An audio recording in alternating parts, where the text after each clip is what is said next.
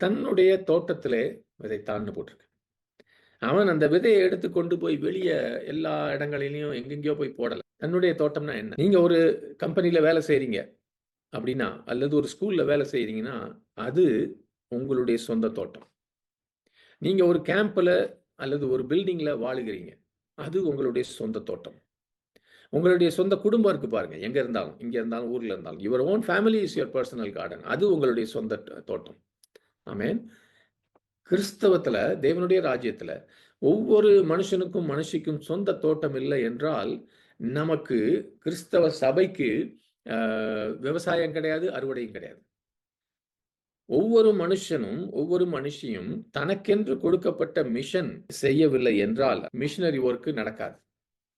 அதனால எப்படி முதல் மனிதனாகிய ஆதாமுக்கு தேவன் ஒரு தோட்டத்தை கொடுத்து, அதை பண்படுத்தவும், பராமரிக்கவும், அதை வளர்க்கவும் அவருக்கு கொடுத்தாரோ, ஒவ்வொரு கிறிஸ்துவுக்குள்ள இருக்கிற ஒவ்வொரு சீஷனுக்கும், ஒவ்வொரு விசுவாசிக்கும் தேவன் அவனவனுக்கு ஒரு தோட்டத்தை கொடுத்திருக்கிறார்.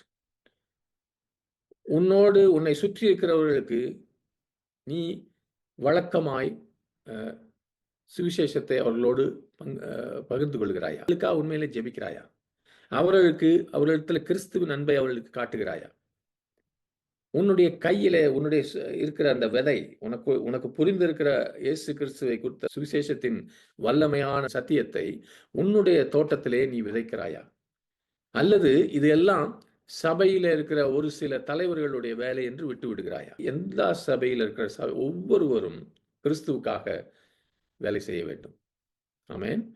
ஒவ்வொரு விசுவாசியும் அவங்களுக்கென்று கொடுக்கப்பட்டிருக்கிற தனியான ஒரு வேலையை நாம் எல்லாரும் ஒவ்வொருவரும் செய்தால், ஒரு அருமையான அறுவடையின் காலத்துக்குள்ளே நம்ம எல்லாரும் நுழைவோம்.